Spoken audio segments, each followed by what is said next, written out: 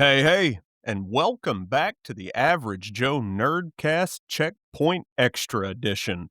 I'm Nate, your resident nerd, time traveler, and guy who still gets emotional when he hears a toy commercial jingle from 1996.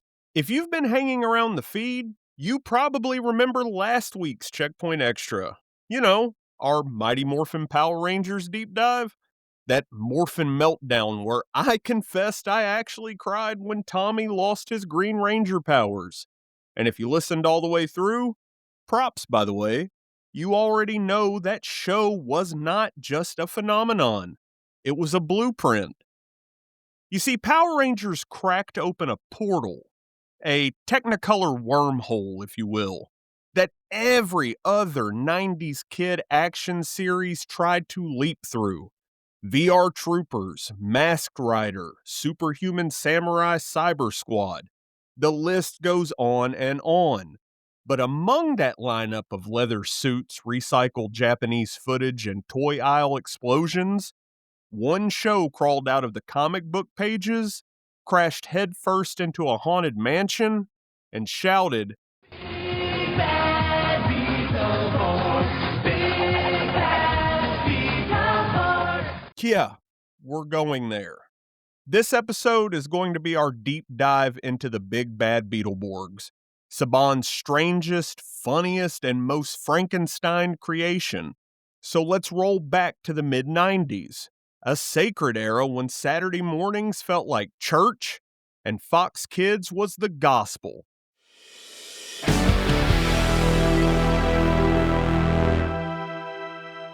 You'd get home from school, dump your backpack, grab a high-C ecto cooler. Does everybody remember those? And flick on the TV. And the moment that Fox Kids logo hit the screen, your dopamine spiked like you'd mainlined a fruit by the foot. We're talking Batman, the animated series, the Animaniacs, Erie, Indiana, X-Men, and right in the middle of that lineup, the loudest, flashiest, most chaotic show on television, the Mighty Morphin Power Rangers. Now, if you remember that deep dive from last week, you already know how Power Rangers changed everything. It was lightning in a morphin bottle, a weird hybrid of American after-school cheese and Japanese monster mayhem that somehow worked. By 1994, it wasn't just a show, it was an economy. Power Rangers toys were flying off shelves faster than Beanie Babies at a mall riot. And I was there, man. Toys R Us, 7:45 a.m., standing in line with my mom as she sipped coffee like a war general preparing for battle. Doors open, parents stampede, shelves raided. And somewhere in the chaos, I'm clutching a Green Ranger figure like it's the Holy Grail. That was the power of Sentai magic. So when Power Rangers went nuclear, Chaim Saban, part producer, part wizard, part toy tycoon, did what any self-respecting 90s mogul would do. He went back to the well. He calls up Toei Studios in Japan and says, "Hey, what else you got in that spandex and sparks folder?" And that's when he finds Juko B-Fighter, a show about metal armored heroes themed after Beatles. Instant light bulb moment. Power Rangers, but shinier and with bugs. Now, just a quick detour for my fellow nerd historians because this is where people always get it twisted. Power Rangers comes from a genre called Super Sentai, which literally translates to task force. It's all about brightly colored teams doing synchronized poses, flipping over explosions, and screaming moral lessons while sparkler fireworks go off behind them. It's group therapy with pyrotechnics. But Beetleborgs?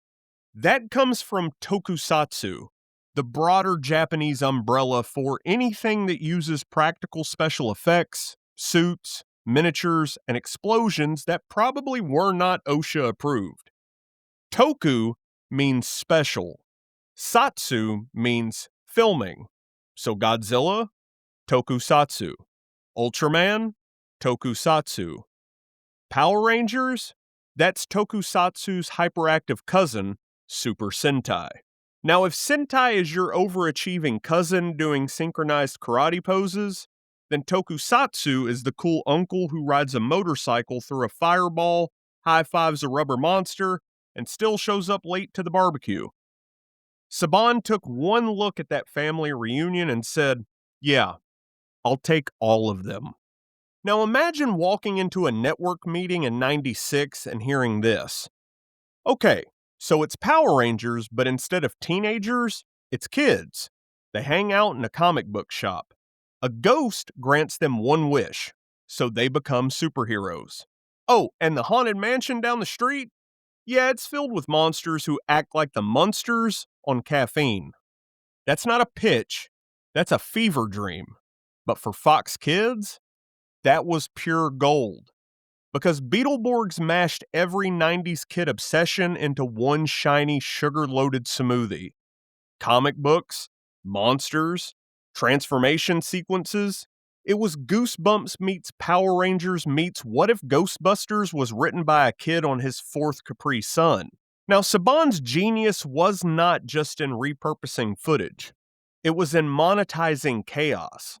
He saw those Beetle suits and thought, boys will buy anything if it glows and transforms. And boy, did we ever. I remember walking through Toys R Us, that smell of fresh plastic and desperation scanning the aisles for the blue Stinger Beetleborg. When I finally found it, chrome armor gleaming under fluorescent light, I swear a choir of angels began singing.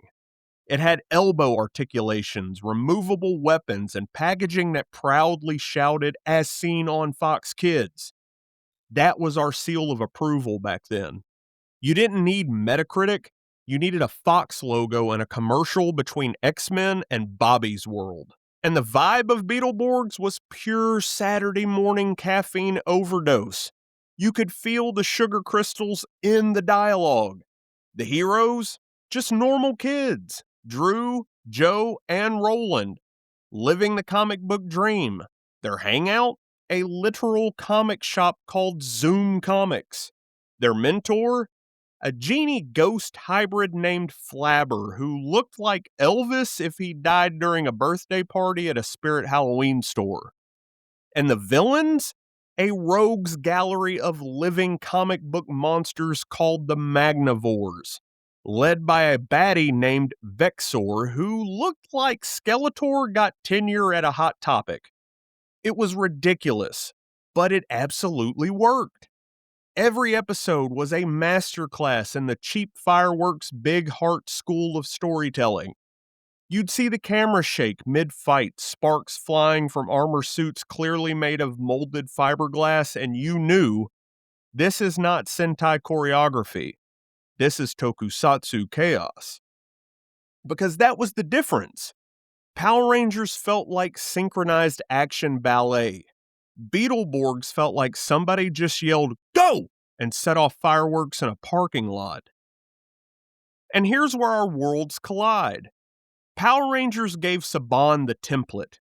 Teens plus suits plus recycled Japanese footage equals profit.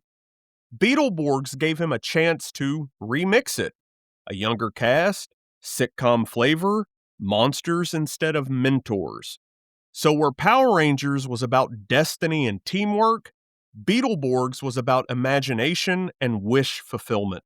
And honestly, that might make it more relatable. Because what kid did not dream about stepping into their favorite comic book? That was the show's secret sauce. It did not start with "you were chosen," it started with "you chose this." The premise was simple genius. 3 kids explore a haunted mansion on a dare, meet a phasm named Flabber, and get a single wish to become their comic book heroes, the Big Bad Beetleborgs. Boom! Wish granted. Armor activated. Monsters unleashed. It was wish fulfillment with consequences. The best kind of '90s plot. Every fantasy came with a side of chaos, and every episode balanced between Super Sentai sparkle and Tokusatsu grit. So if Power Rangers was clean-cut teamwork with moral lessons, Beetleborgs was what if your wish came true and immediately wrecked your neighborhood? A kind of monkey's paw situation. And that, my friends, is why we loved it. When Big Bad Beetleborgs premiered on September 7th, 1996, it felt like a spin-off from our collective childhood imagination.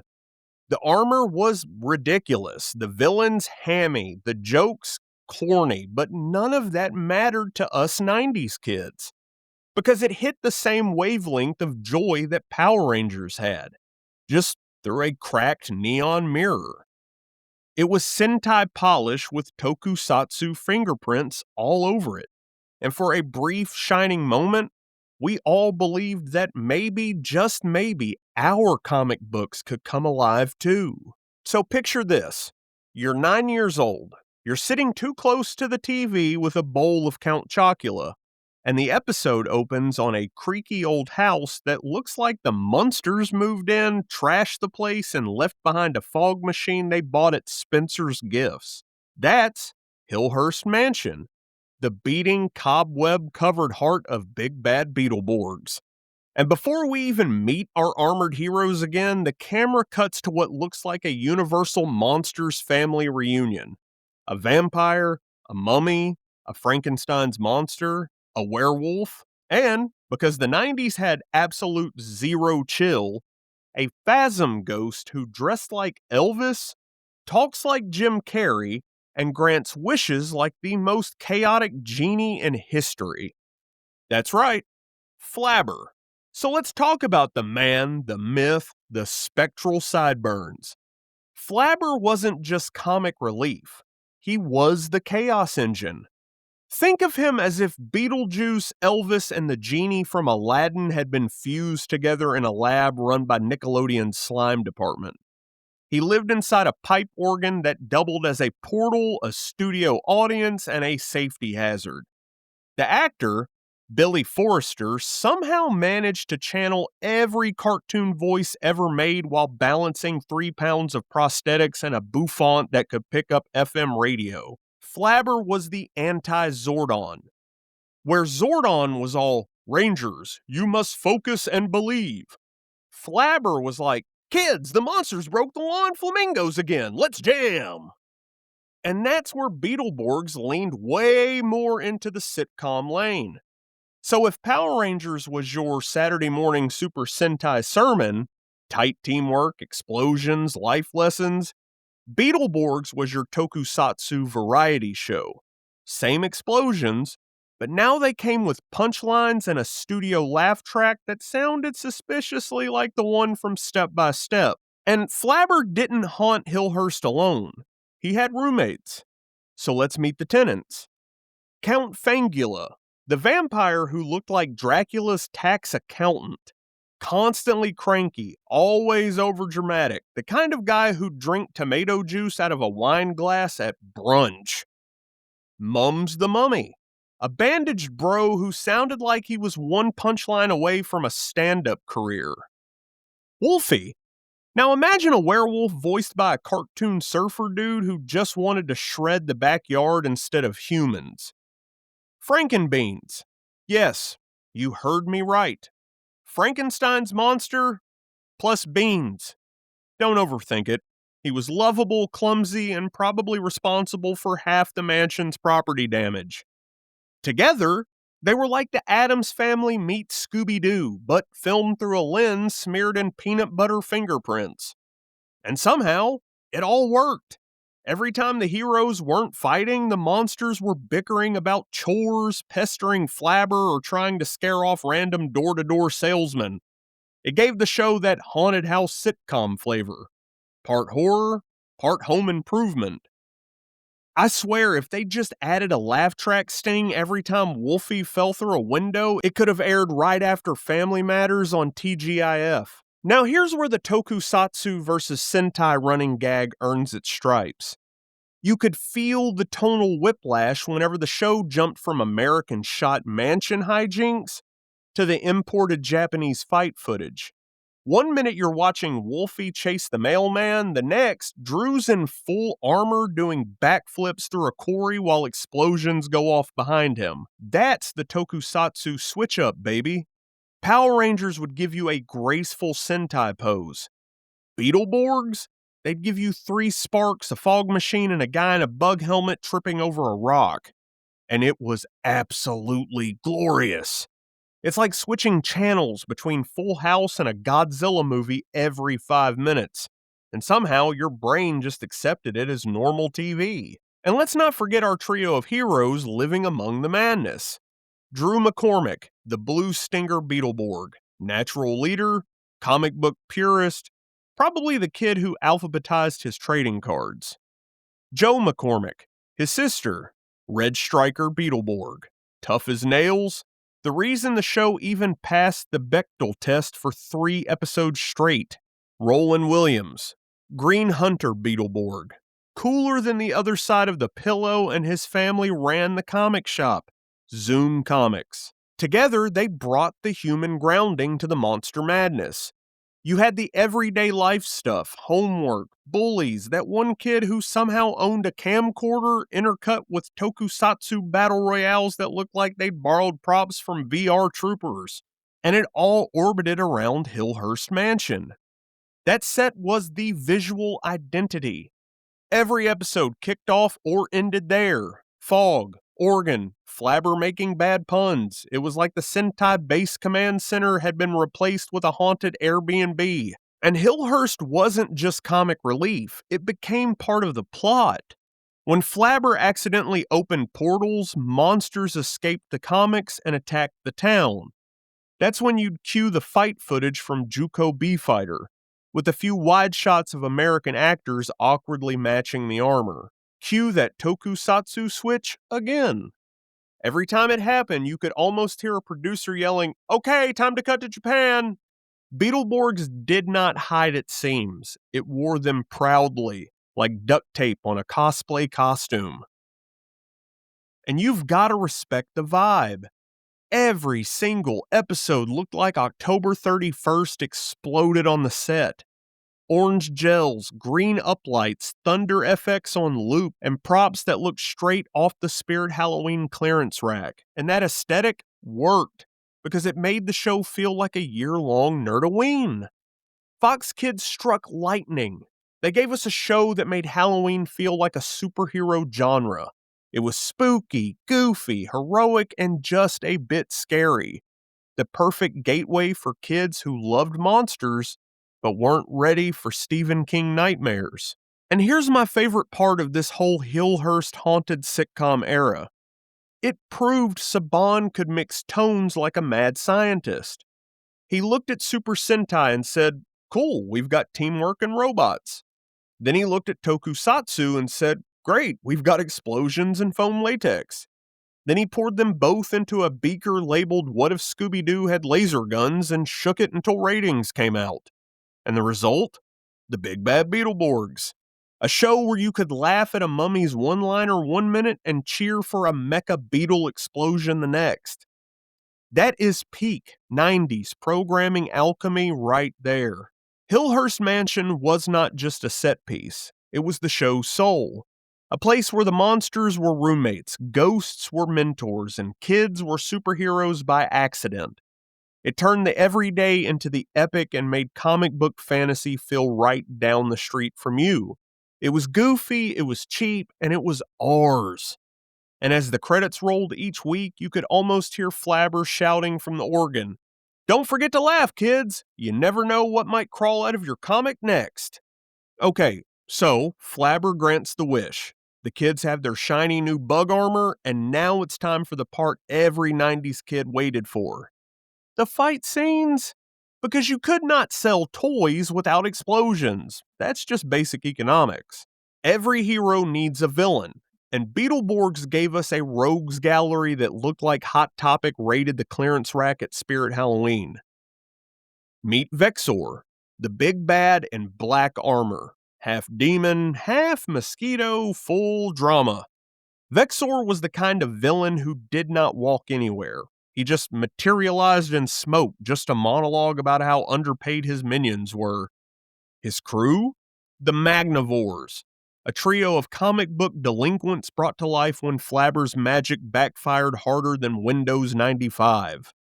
Jara, goth queen energy, heavy eyeliner, power stance for days. Noxic, punk skeleton with attitude. Looked like he'd fronted a ska band before turning evil. Typhus, muscle-bound bug-brain bruiser who spoke exclusively in grunts and accidental property damage. They popped out of comic pages straight into Charterville, a town that, let's be honest, was basically Angel Grove's little cousin with cheaper insurance premiums. And instantly, Beetleborgs had its identity. Heroes who literally made their own villains. Every time they won, it was also their fault something exploded. That's what we call a self-own, but make it tokusatsu. And here's how every episode played out. And if you were a kid in the 90s, you could time your cereal refills to it. 1. Magnavores cause chaos. 2. Flabber makes a dad joke that ages in real time. 3. Kids yell, Beetle Blast. 4. Cue fight footage from Juco B Fighter that looked 10 times more expensive than the rest of the show. That's the beauty of tokusatsu. In Super Sentai, the choreography is tight. The camera pans are dramatic. Everyone lands in unison. In tokusatsu, it's like someone shouted, "Action!" and then detonated a fireworks warehouse.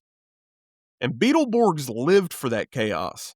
You could tell exactly when the footage switched from California to Japan. Suddenly, the lighting got cinematic, the suits looked like polished metal instead of spray-painted lawn chairs, and the monsters had about 12 more moving parts than Saban could ever afford. That tonal gear shift was the magic.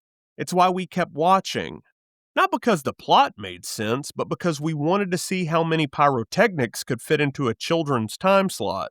And every good superhero show eventually gets to the evil clone storyline. And for Beetleborgs, that was Shadowborg.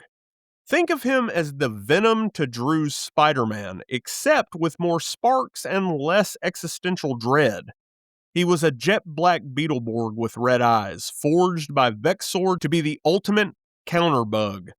When Shadowborg showed up, you knew the stakes had gone up because the music suddenly switched from Saturday morning to guitar solo at a monster truck rally. The fight choreography went off the rails in the best way.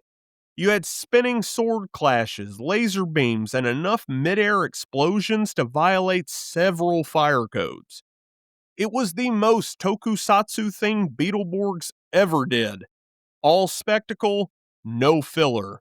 Pure bug-themed mayhem. And when the American actors tried to match that energy in the follow-up scenes, bless their hearts, they looked like kids pretending in the backyard again. Which, honestly, kind of made it even better. Because that's the Sentai to Toku contrast in a nutshell. Sentai looks like teamwork. Tokusatsu looks like chaos energy in a can. Beetleborgs kinda gave us both. Now, you remember when Power Rangers introduced the White Ranger and half the playground lost their collective minds? Saban tried the same trick here with the White Blaster Beetleborg, aka Josh Baldwin. Cool new armor, bigger toy line, brief burst of marketing hype, then poof, gone faster than a discontinued Capri Sun flavor. It's the most 90s TV move ever. Introduce a new hero solely to sell a Christmas wave of action figures.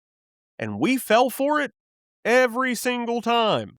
But that armor, though, legit gorgeous. Silver chrome with bug wings that looked like they were stolen from a Hot Wheels commercial. Another round of tokusatsu footage from B-Fighter Kabuto, and suddenly the explosions had a whole new budget tier. If Power Rangers had the Super Sentai swagger, Beetleborgs had the tokusatsu hardware store. And the best unspoken joke in Beetleborgs was the setting itself. Charterville. Population? Who really knows? Half the town's been flattened by monster fights anyhow. Every single episode, the Magnavores would pop out of an alley, yell something about destroying the Beetleborgs, and then level 3 storefronts. Next episode, everything's rebuilt like it's Springfield from The Simpsons. It became part of the charm. Even as a kid, I'd think, man, some of these insurance premiums are brutal. But that's classic tokusatsu energy again. Every battle resets the world. Cardboard cities, exploding rocks, back to normal by next week. It's like if Michael Bay directed Groundhog Day. Here's the thing, none of this was accidental. Beetleborgs was engineered for the toy aisle. Every new weapon, vehicle, or armor upgrade debuted on screen like a commercial break disguised as plot. And us 90s kids, we didn't care. We wanted it. Because the second you saw a Beetle Avenger tank rolling across the screen, you knew that meant there was a deluxe playset coming to Toys R Us. That's the real power of 90s kid marketing. Flash, noise, chrome, repeat. And Saban milked it. Power Rangers taught us teamwork. Beetleborgs taught us how to recognize a product rollout in real time. And here's the miracle. For all its camp and chaos, Big Bad Beetleborgs genuinely worked because it believed in itself. There was no irony, no wink to the camera, no too cool for this. It said, yeah, kids with bug armor fight comic monsters in a haunted mansion. What of it? And we believed right along with it. It's the sincerity that sold it. That same sincerity that made Super Sentai timeless. The idea that imagination matters. Whether it's Zords or Beetle Bonders, it's all the same emotional circuitry. Kids dreaming bigger than their world allows. By the end of the first season, the Magnavores had been blasted, rebuilt, and blasted again. The kids had grown from awkward wishmakers to legitimate heroes. Somewhere between the toy shelves and the haunted mansion, Beetleborgs found its groove. Half sitcom, half tokusatsu fireworks show, and all heart.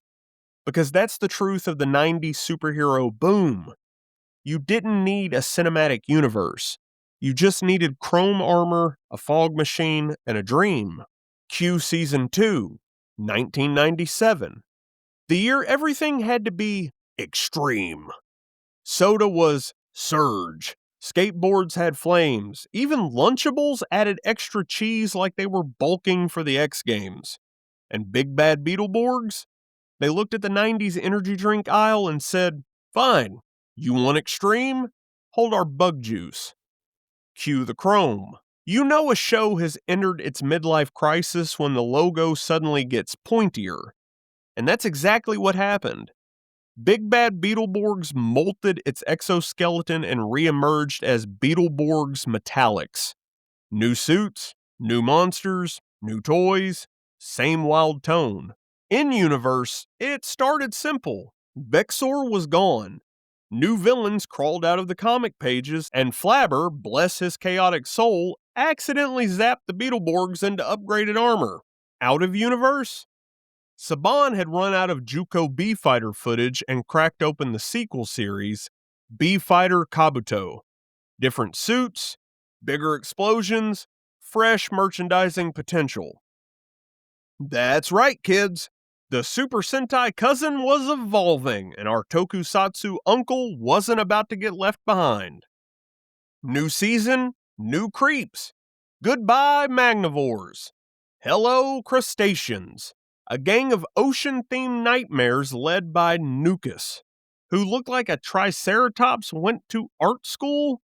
His posse, Horribel, the stylish sea sorceress who could have headlined a Hot Topic fashion show. Vylor, the snarky henchman who never met a pun he did not overcommit to. And a rotating squad of rubber-suited seafood that looked like Red Lobster's revenge fantasy.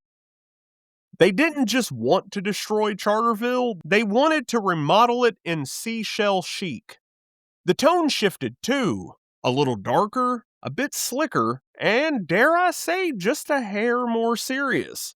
Still, absolutely ridiculous, but in that we know you're 12 now kind of way. So let's talk about those Metallix suits. Gone was the bright toy plastic shine. These things were chrome-plated fever dreams, mirror-polished armor that reflected every studio light, every spark effect, every poor camera operator's soul. Blue Stinger became Mega Blue. Red Striker went Platinum Purple. Green Hunter turned Titanium Silver. You could practically hear a marketing executive in the background whisper, "Chromed out, baby, shiny cells." And they were kinda right. These suits slapped. The toy line exploded, transforming Beetle Bonders, metallic action figures, role-play blasters that doubled as concussion hazards. If it gleamed under fluorescent light, we begged our parents for it. It was Tokusatsu's spectacle dipped in American greed, and somehow, it totally ruled.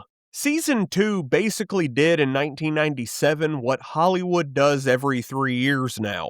Soft reboot the brand.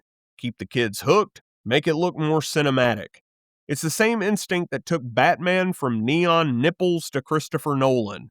Only here, instead of darkness and grit, we got extra foil stickers on the toy packaging. But here's the thing. The shift worked. The show suddenly felt faster. The editing tightened. The fights? Straight up pyrotechnic poetry. You could tell the difference between the Sentai cousin and the Tokusatsu uncle again. Power Rangers was still doing synchronized choreography like a pop group. Beetleborgs Metallix said, "Forget the dance number, blow up that warehouse." And another underrated part of Season 2 was how meta it got. The comic artist Art Fortunez became a bigger player.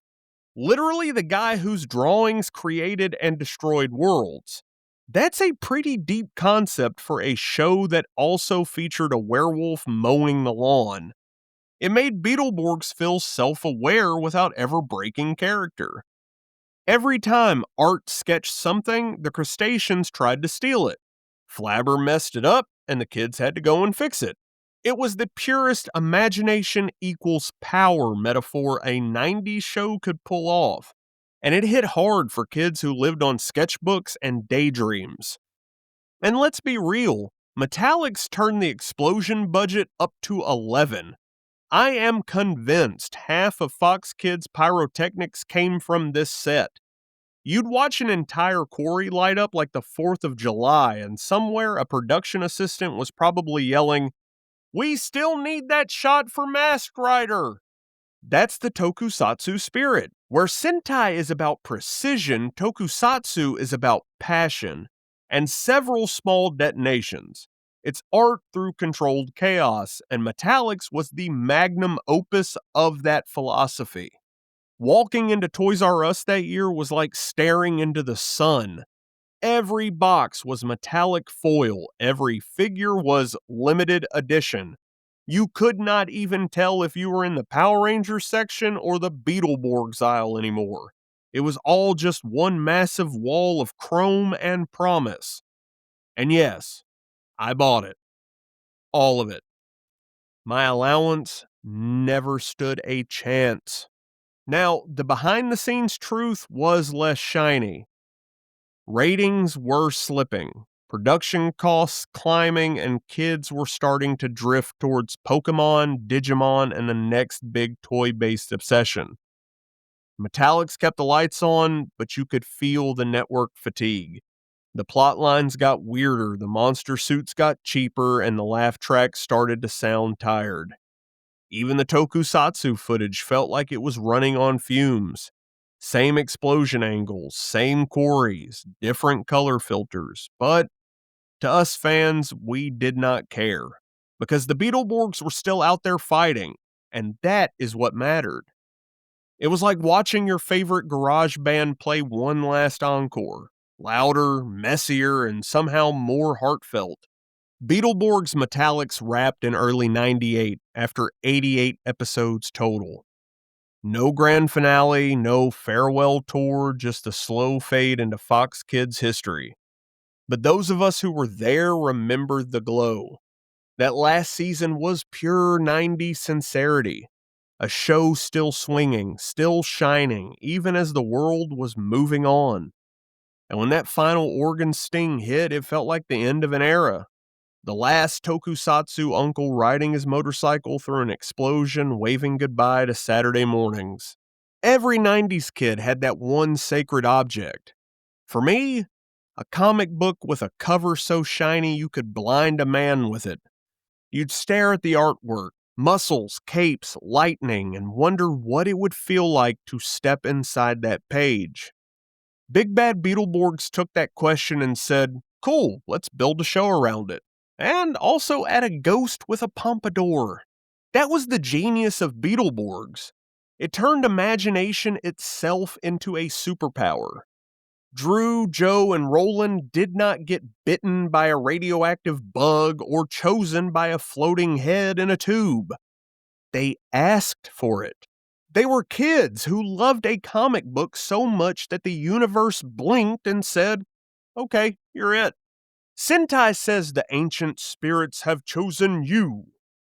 Toku says, you touched the wrong pipe organ, now everything's on fire, go grab some water. And honestly, the second one feels a lot more like being a kid, right? Now, let's give credit to the most underrated character in the show, Art Fortunes, the in-universe comic creator whose drawings literally shape reality. Now, that's such a wild idea for 1996 children's television. He wasn't a wizard or a scientist, he was just an artist whose imagination manifested. His pencil was basically a wand that could summon monsters or heroes depending on his mood and caffeine intake. You can feel the writers winking at every kid doodling superheroes in the margins of their math homework. It is the ultimate validation. What you draw always matters. Your imagination is not just make-believe, it's blueprint material. Every time Art sketched a new weapon or villain, it blurred that line between fiction and life. Even Flabber treated his sketchpad like scripture. And for us at home, it whispered something quietly profound between all the slapstick. You can build your own world. And Zoom Comics, the kids' hangout spot, was more than just a set. It was a time capsule. The racks of issues, the trading cards, the smell of newsprint and dust and possibility. For 90s kids, that was our temple. Our Jedi temple was aisle 4 of the local comic shop. In Beetleborgs, it wasn't just a backdrop. It was home base. They'd brainstorm battle plans surrounded by posters of their fictional selves. Now talk about meta. It's like Spider-Man holding his own action figure and sighing, man, the paint apps on this are rough. That environment grounded the absurdity, because even when giant monsters were leveling Charterville, the show always circled back to the place where stories are born. Between two covers, ink on paper, a dream made tangible. If you strip away the monster suits and the fart jokes, Beetleborgs is a story about agency. About kids writing their own narrative. Literally. They didn't wait for a mentor or a prophecy, they drew it, they wished it, and then had to deal with the fallout. That's a pretty wild message for a Saturday morning show wedged between Eek the Cat and Goosebumps. Most shows told you to dream. Beetleborg said, cool, now be ready to clean up when your dream starts wrecking property. It was imagination with consequences, a theme most of us did not appreciate until much later down the road, when we realized every creative idea in adulthood still comes with paperwork and collateral damage. Before Deadpool winked at the camera or Into the Spider-Verse layered a dozen dimensions, Beetleborgs was already playing in that sandbox. The heroes knew they came from fiction. The villains were literally aware they were drawn. Even the setting, Charterville, felt like a panel that forgot to end. It was Tokusatsu's answer to postmodern storytelling. Unintentional, maybe, but sincere. And that's the beauty of 90s kids media. It stumbled into brilliance while chasing toy sales. A studio executive wanted to move units, and somehow we got a meditation on authorship and identity wrapped in latex armor. And for a kid watching Fox Kids, Beetleborgs was the ultimate wish fulfillment loop. You weren't just a fan of heroes, you could become them. It's the same instinct that made us tie towels around our necks and jump off couches yelling, "It's morphin' time!" Except Beetleborg said, no, really, the fan becomes the fighter. To me, that's why it hit differently than Power Rangers, and we all know I love Power Rangers. Rangers were aspirational, but Beetleborgs felt attainable. Messy, chaotic, and achievable through sheer dumb luck and belief. That's the Tokusatsu way again. Fate is cool, but accidents make better television. Looking back and rewatching the show, that's what sticks with me most. Not the armor, not the explosions, but that idea that our inner world could spill out into the real one. And when you're a kid, you draw heroes to feel safe. And when you grow up, you realize the real power was never in the armor. It was in believing you could change the world with a sketch, a story, or just a dream. And maybe that's why Beetleborg still lingers in the collective memory. It wasn't just another Sentai clone. It was a love letter to the messy process of creation itself. Because imagination isn't neat. It's loud, it's goofy, it's covered in glitter and bug wings. And sometimes, if you're lucky, it punches a monster through a wall. So here we are. The armor's polished, the explosions have cooled, and we're standing in the smoldering ruins of Charterville asking, okay, what was all that? Because Big Bad Beetleborgs wasn't just another weird 90s show, it was a snapshot of an entire cultural moment. The Tokusatsu invasion of American TV.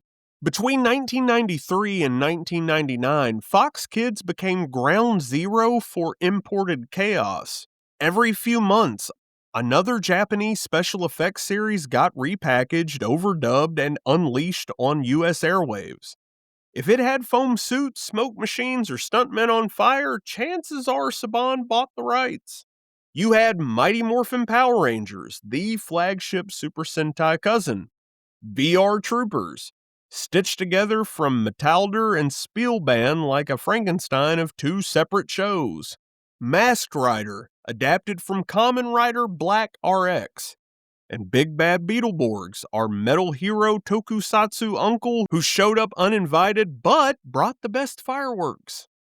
That's the holy quartet of after-school combustion. It was the first time a generation of American kids learned, without even realizing we were learning anything at the time, about Japanese production design, miniature explosions, and the beauty of overacting through latex.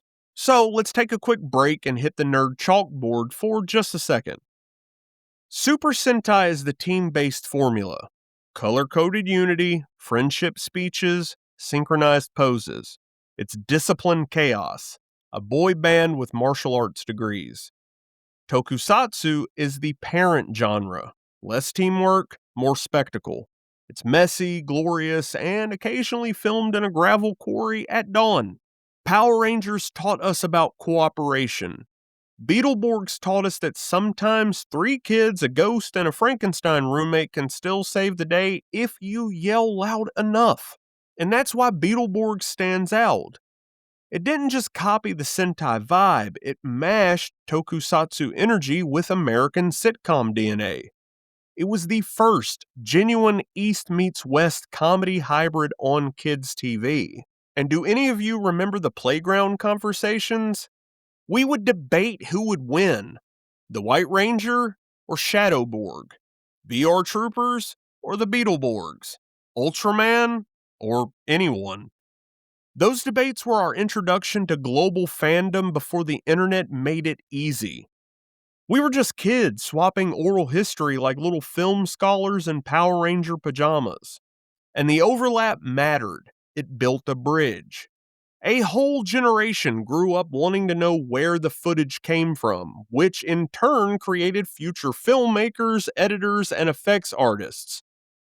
Half of today's practical effects nerds trace their spark back to Fox Kids on a Tuesday afternoon. But by 1998, the party lights had dimmed.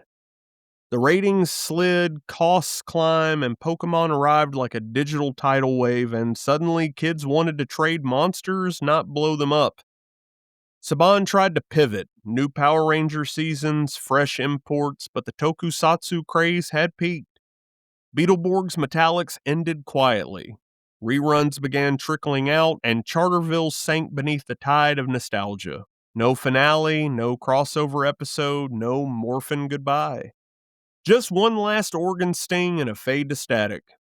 It's poetic in a way. The tokusatsu uncle revved his motorcycle through an explosion one last time, then rode off into the rerun sunset.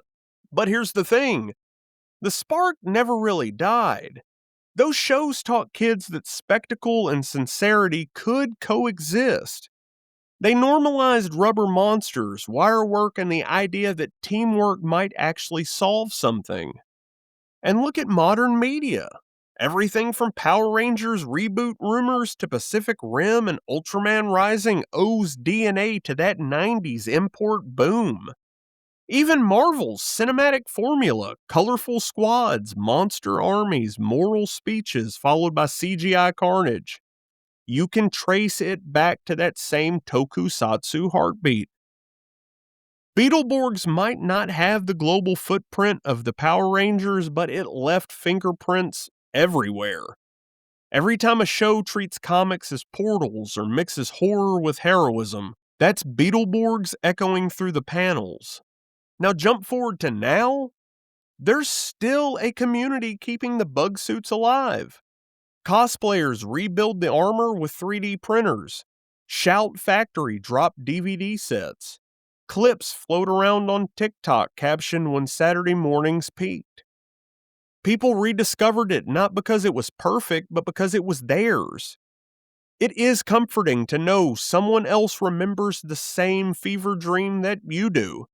A vampire, a ghost, and a trio of armored kids saving suburbia between cereal commercials. That's the real magic of nostalgia. We're all just tuning the antennas, trying to catch that same fuzzy broadcast from our childhood. So what's the legacy of 90s tokusatsu? It's not just rubber suits and recycled footage, it's proof that sincerity and spectacle can share the same frame. That you can dub over cultural lines and still find something genuine underneath it all. And Beetleborgs, it was the proof of concept. The messy miracle that said, yeah, you can have spandex heroes, Halloween monsters, and a ghost landlord all in one show. That's really what the 90s did best. Turn chaos into comfort and market it to kids for $9.99 plus tax. So here we are, 30 years later, still talking about a show where a ghost and a pompadour granted 3 kids superpowers. If that doesn't sum up the 90s, I really don't know what does. And Beetleborgs did not fade away, it just kind of went underground like every good cult classic. You see it pop up all the time at conventions and TikTok clips captioned when Saturday mornings meant something. And in fan art drawn by people who were barely old enough to hold a crayon when it was on TV. Every time a cosplayer steps onto a con floor in hand-built chrome armor, the crowd lights up. They don't even need the full theme song, just those first 2 guitar notes, and boom, we're 9 years old again, sitting too close to the TV, milk turning warm in the cereal bowl. Because that's the thing about nostalgia. It's really less about remembering perfectly and more about remembering together. When I rewatch these old shows, I don't see the cheap sets or the awkward editing. I see the ambition. I see crews working overtime to make sparks fly out of foam suits. I see a bunch of adults who believe that kids deserved heroes, even if the budget barely covered pyrotechnics and Capri Suns. And that sincerity, it still hits. It's the same reason we revisit Power Rangers or VR Troopers or Goosebumps, literally all of it.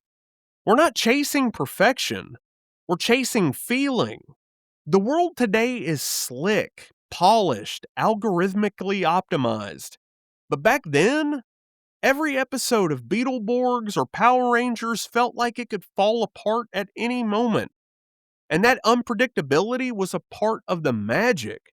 It's why I call it Tokusatsu Soul.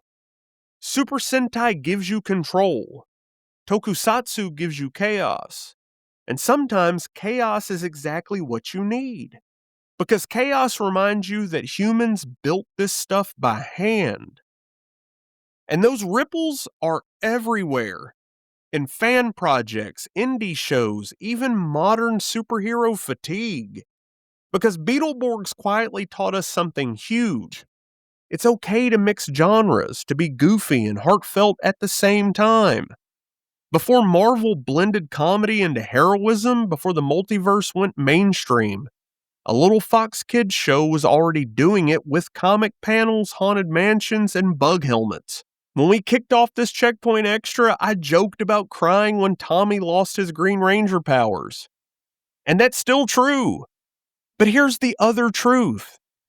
These stories, they raised us. They filled our Saturday mornings with wonder and gave us permission to imagine. Beetleborgs wasn't about destiny. It was about choice. 3 kids saw heroes on a page and said, why not us? That's the same spark that fuels every creator, every dreamer, every average Joe with a microphone trying to make something special. So here's to the Bug Brigade of the 90s, to Flabber, the chaotic phasm who taught us that ghosts can grant wishes and bad jokes, to Drew, Joe, and Roland, proof that imagination still kicks butt. And to every one of you who remembers the fog machines, the toy commercials, the feeling that anything drawn in a notebook could come alive. Because it absolutely still can.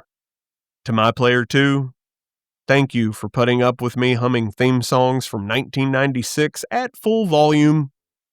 To Cap, onward and upward from here, brother. To Ian, thank you for holding down the fort and keeping the dream alive. And to Pickle, who probably would have joined the Magnavores just for their snacks. And always, to the patron saint of the Nerdcast, Ripley, my best girl, the guardian spirit of every late night edit. And to you, listening right now, thank you for remembering with me, for every stream, comment, share, and rating that keeps this crazy dream rolling. If you grew up in the age of chrome armor and monster roommates, please drop a review, tell a friend, and let's keep the nostalgia train roaring. The lobby is always open, and the memories never really fade. And with that, stay gold, nerd bold, and remember, if you hear an organ playing in an abandoned mansion, maybe don't pull that lever. I'll catch you on the next one. Game over.